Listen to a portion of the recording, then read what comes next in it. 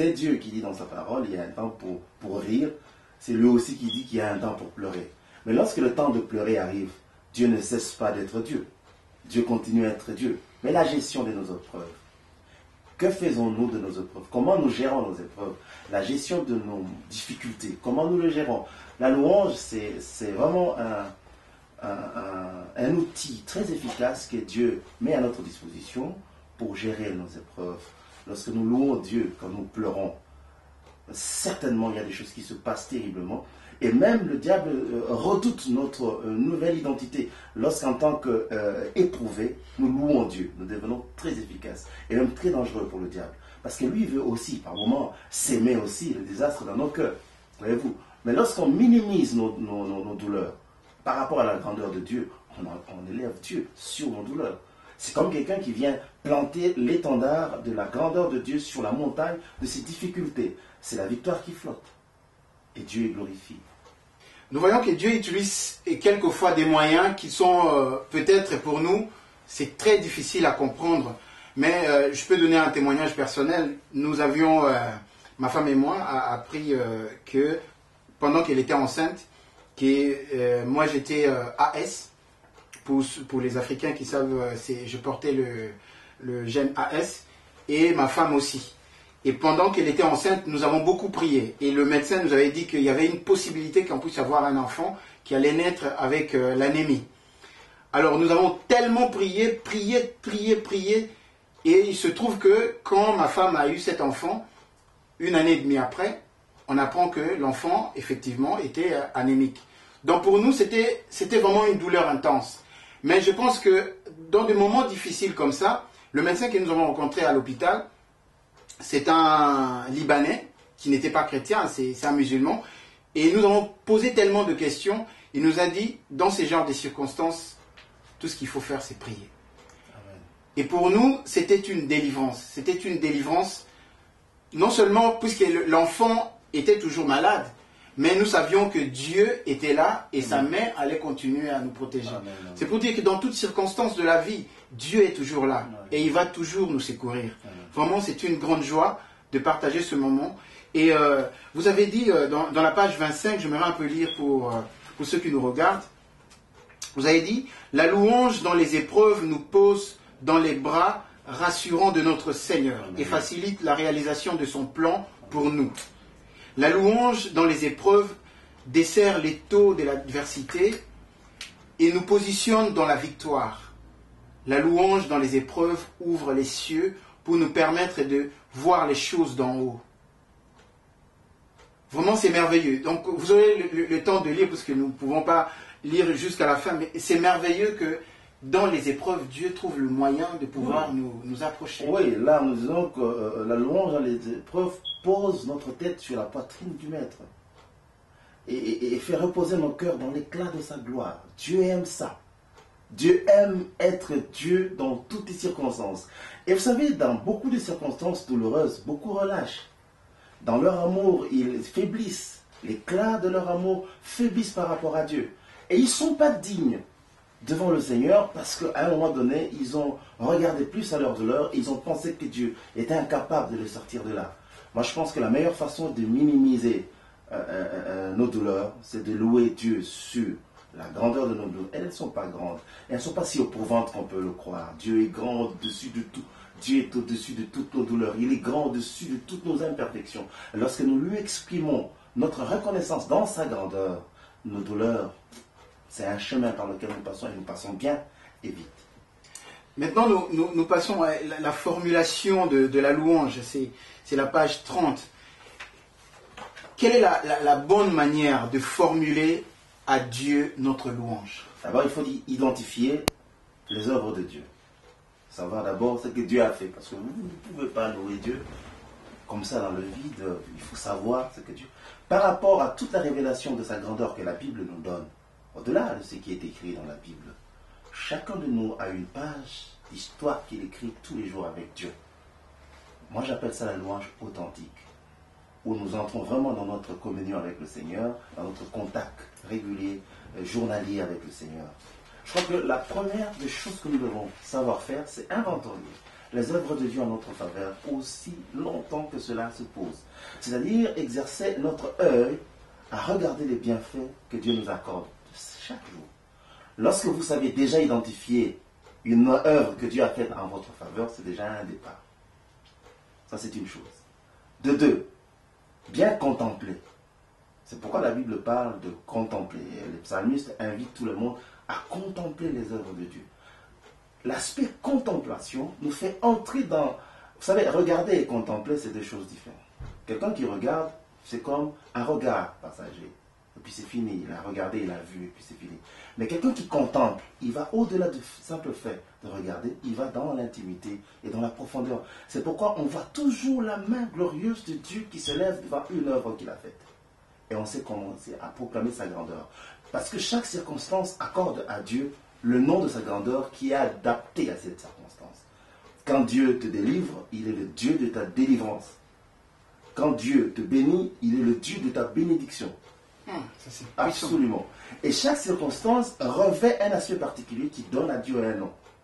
Et un vrai louangeur, parce que c'est un mot qui existe, louangeur, il n'y a pas seulement adorateur. Un vrai louangeur, c'est celui qui sait regarder très bien autour de lui, regarder dans sa vie, chaque jour qu'il passe, il voit la main de Dieu, il s'arrête et dit Seigneur, je te loue parce qu'en ce moment, tu réponds à mes besoins. C'est un Dieu qui pourvoit. Vous savez, lorsqu'on est dans le besoin et qu'on voit l'accomplissement de Dieu à la demande de notre cœur, on bénit le pourvoyeur. Le vrai Dieu qui pourvoit notre besoin. C'est pourquoi je dis c'est une vie. C'est une façon pour nous d'exprimer notre marche avec le Seigneur. Il ne faut pas attendre un dimanche venir à l'église louer Dieu superficiellement, comme ce garçon que je connais qui venait louer le Seigneur après avoir bloqué, mémorisé tout le passage de la Bible. Il disait Seigneur, il avait 18 ans. Seigneur, je te bénis, je t'aime Seigneur, je te rends grâce, je te bénis, parce que j'ai été jeune, j'ai vieilli, je n'ai pas vu le Dieu s'abandonner. Non, cet enfant était jeune, il n'avait pas vieilli, donc ce qu'il disait, il ne comprenait pas.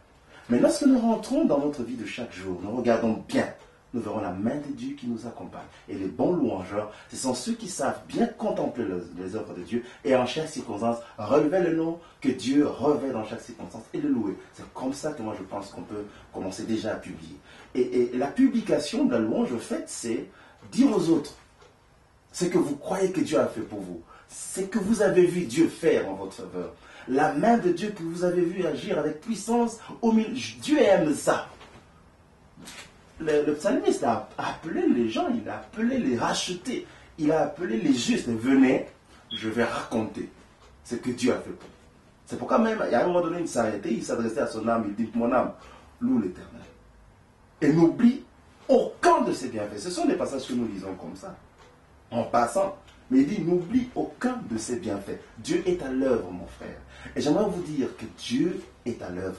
Et si vous voulez être un véritable partenaire de Dieu dans votre marche, sachez reconnaître ce que Dieu fait pour vous. Le plus petit qui vous croit être petit n'est pas une petite œuvre. C'est une œuvre de l'Éternel qui vaut la peine d'être célébrée, publiée, racontée. Et nous devons raconter à tous ceux qui peuvent nous entendre. Si vous pouvez diffuser à tous ceux qui peuvent lire. Si vous pouvez éditer tout ce que vous pouvez faire dans le but de publier la louange de Dieu, faites-le. Quand vous publiez la louange, Dieu va encore occasionner les occasions pour vous de publier encore sa louange. C'est merveilleux. Hein. Je reviens un peu à un de tes textes, de vos chansons. Vous dites, tu t'appelles « Je suis » pour me dire « je sais ». C'est merveilleux. Ce vers, comme on dit, c'est-à-dire cette phrase, est tellement forte que le jour où le Saint-Esprit me l'a soufflé quand j'en recevais ces cantiques, je suis resté éberlué, comme on dit en français, c'est-à-dire éthéré. Je suis resté sans mots. Le temps pour moi de réaliser la quintessence de la vie qu'il avait déposée dans. Non, mais c'était merveilleux. Et puis après, j'ai commencé à méditer sur ce qu'il venait de me dire. Et c'est à moi maintenant, parce qu'il a dit, je m'appelle, je suis, pour te dire, je sais. Tu vois, moi, je lui ai remis ça. Tu t'appelles, je suis, pour me dire, je sais. C'est-à-dire que lorsque le Seigneur a déposé en moi cette parole, je vous dis tout de suite que je suis tombé sous le poids de cette parole, parce que la vie que cette parole contenait expliquait tout le reste pour moi. Quand il dit, je m'appelle, je suis, pour te dire, je sais, j'ai pris le temps pour moi de consommer d'abord ça pour moi-même, d'abord réaliser ce que le Seigneur disait. Et quand je lui ai rendu cette parole, je lui ai dit, tu t'appelles je suis, pour me dire je sais. C'est-à-dire, le Seigneur s'appellera toujours je suis. Jamais ne s'appellera un jour j'étais ou je serai. C'est-à-dire, il est le Dieu qui nous accompagne aujourd'hui, nos douleurs d'aujourd'hui, nos moments d'aujourd'hui. Quand il dit je suis pour te dire je sais, c'est pour dire je contrôle toute chose. Je contrôle la situation que tu traverses là. Je sais. Et ce petit mot je sais est tellement rassurant que ça nous fait encore reposer dans ces mains rassurantes et qui nous fait encore progresser davantage au-devant. Et que ce soit les épreuves que tu traverseras, sache que je m'appelle je suis. Et cette petite phrase-là est restée accrochée dans mon esprit jusqu'aujourd'hui et ça renouvelle en moi cette force de confiance en Dieu tous les jours. Et quand je commence à le louer, tu es le Dieu qui contrôle toutes les secondes. J'entends encore cette parole du Maître qui résonne dans mon cœur. Donc c'est pour répondre aussi à votre question que vous avez apportée au départ, pour dire d'où vient votre inspiration. Au fait, c'est dans ces moments d'intimité où on peut entendre des choses que personne ne peut vous dire, où vous pouvez avoir des contours, des expressions que aucun prof de grammaire ne peut vous apporter. D'abord, lui-même, il dit avant qu'Abraham ne soit je suis. C'est une faute grammaticale. Mais lorsque vous rentrez dans la grandeur de sa divinité, ce qu'il dit là est vrai. Il est, en dépit des circonstances. Donc j'aimerais encore une fois nous dire que Dieu est avec nous. Ce n'est pas que Dieu était avec nous, à moins que vous l'ayez abandonné. Mais si vous êtes avec Dieu, Dieu est avec vous. Il prendra toutes vos faiblesses entre ses mains. Il prendra toutes vos imperfections entre ses mains. Parce que personne n'est parfait. Mais Dieu prendra entre ses mains vos imperfections et vous donnera ses perfections de manière à ce que celui qui peut dire je suis faible crie aussi je suis fort. Et nous le disons à Lingala très bien, mais pas inasuki isa sukate. N'est-ce pas? C'est pas parce que c'est la fin que c'est ma fin. La fin n'est pas ma fin. Parce que celui qui me conduit ne connaîtra jamais de fin. Vous avez dit dans la page 35, la louange cultive l'humilité. Absolument. Parce que la louange nous permet de rendre à Dieu la gloire qui lui revient derrière tout le travail qu'il fait. Généralement, lorsque le Seigneur agit par nous, il dépose en nous les moyens divins, c'est-à-dire le don de l'Esprit, pour nous permettre d'œuvrer derrière sa main puissante. Mais généralement, beaucoup de personnes, par confusion, croient que l'œuvre qui se fait, c'est lui. Beaucoup aujourd'hui ont commencé à s'attribuer, par contre, ce que Dieu a fait. Mais la louange nous permet de nous mettre à notre place et de donner à Dieu toute la gloire qui lui revient derrière les œuvres que Dieu fait. Parce que nous ne sommes pas capables d'œuvrer. C'est Dieu qui est l'ouvrier parfait et qui accomplit ses œuvres souverainement.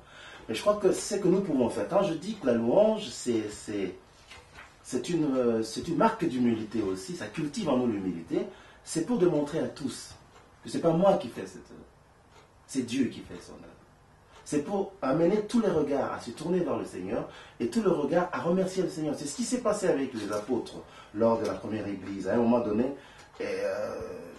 l'apôtre Paul s'est étonné devant les gens qui venaient commencer à leur faire des honneurs. Parce qu'il y a quelqu'un qui ne marchait pas, qui a marché, parce qu'il y en a qui ne voyaient pas, qui commençaient à voir, ils commençaient à venir vers eux. Mais ils étaient tellement avertis qu'ils se sont dit, là je cite, « Hommes israélites, pourquoi vous étonnez-vous » Je suis à la page 36. « Pourquoi vous étonnez-vous de cela? Pourquoi avez-vous des regards fixés sur nous, comme si c'était par notre propre puissance ou par notre piété que nous avons fait marcher cet homme ?» Et puis là, il dit, « Le Dieu d'Abraham, d'Isaac et de Jacob, le Dieu de nos pères, a glorifié son Seigneur Jésus, que vous avez livré et renié devant Pilate, qui était d'avis qu'on le relâche. C'est par la foi en son nom que son nom a raffermi celui que vous voyez et connaissez. » Donc lorsque nous attribuons à Dieu ses œuvres, nous rendons à Dieu sa gloire pour les œuvres qu'il fait en nous, c'est une façon pour nous de nous humilier devant la main puissante de Dieu et de lui reconnaître sa grandeur, de manière à ce que tous les yeux se convergent vers sa grandeur et que tous les hommes l'honorent.